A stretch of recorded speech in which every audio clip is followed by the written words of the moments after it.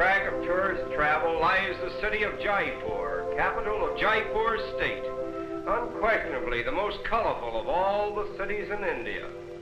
It was founded in 1728 by the mathematician and astronomer Jai Singh, who aspired to make it the most wonderful city in India, and succeeded at least in making it the most unique.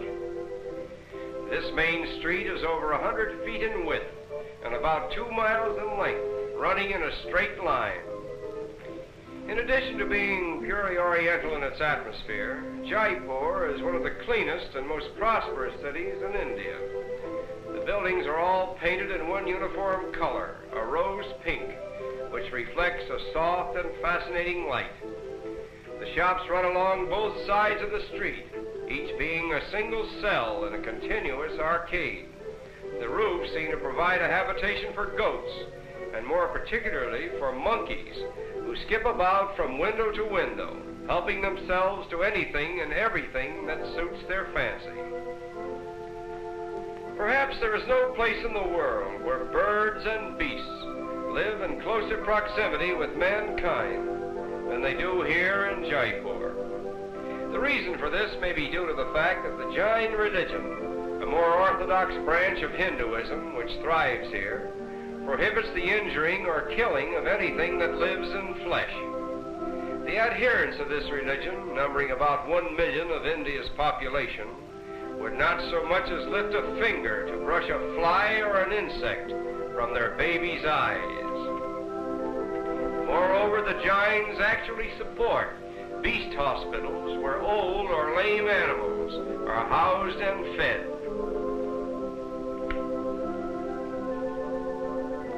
These little tick birds, however, are not so religious, for their diet consists of the ticks and insects which inhabit the skins of dumb beasts. It is remarkable to note how little fear the animals and birds seem to have of each other, or of the human life that moves about them. Aside from the extremes of religious fanaticism, this kindness to dumb animals seems to reflect itself upon the people of Jaipur, for they are of a contented and peaceful nature, living in a sort of bovine resignation to life as it chooses to deal with them and all that lives around them.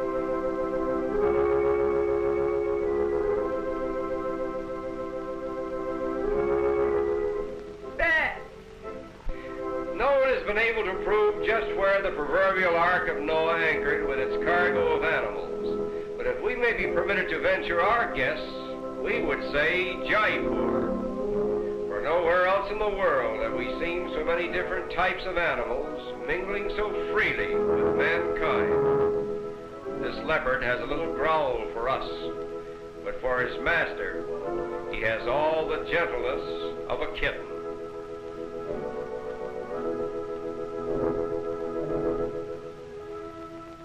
On the road to Amber, the former capital of Jaipur, we are reminded of the facetious remark, "When better bullock carts are built, India will build them." And now we arrive at the deserted city of Amber, where we will go for a ride on the Maharaja's elephant.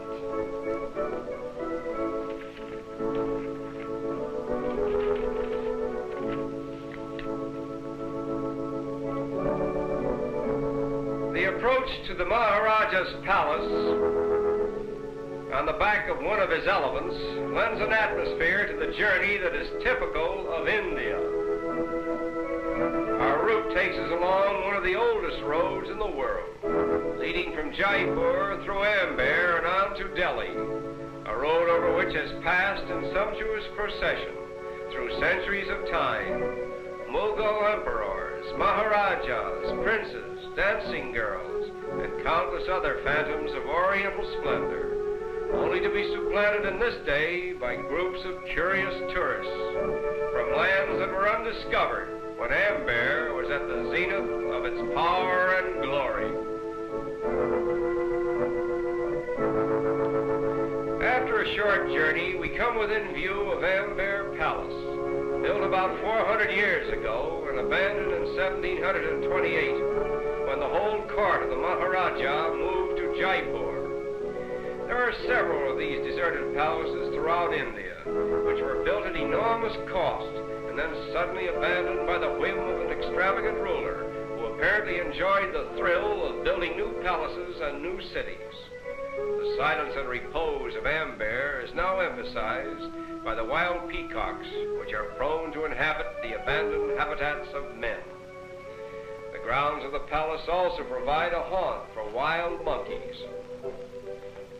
It seems strange that with his uncanny resemblance to man, the monkey should have found almost no use in connection with human life, save to satisfy curiosity and to provide certain bits of information in man's search for the so-called missing link. Look closely and you will see an occasional baby monkey clinging to its mother. It is said that the attachment of the mother monkey to her young has no parallel in the whole animal kingdom, for only the death of the mother can possibly separate her from her baby. She brings into existence only one baby at a time, and like human babies, it is in a condition of utter helplessness for almost a year. Less fortunate than the wild monkeys of India are the ones that are caught by fakirs and trained with infinite patience for the amusement of the people. The Indian fakir, with his little animal circus, provides entertainment for the native Indian, even as the motion picture theaters provide entertainment for the masses in other countries.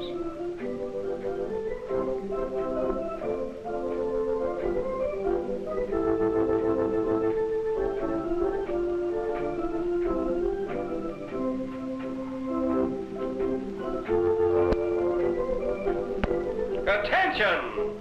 The camel cart of His Highness, the Maharaja of Jaipur. Whoa! Of all the strange accidents, imagine a couple of camels dropping in on you during your Sunday drive. Fortunately, no one was seriously injured.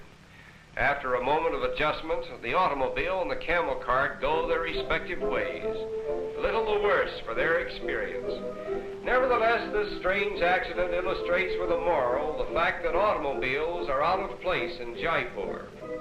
Somehow it seems a pity that one little remote corner of the earth, where man and bird and beast live in perfect harmony with each other, could not be spared the encroachments of the machine age.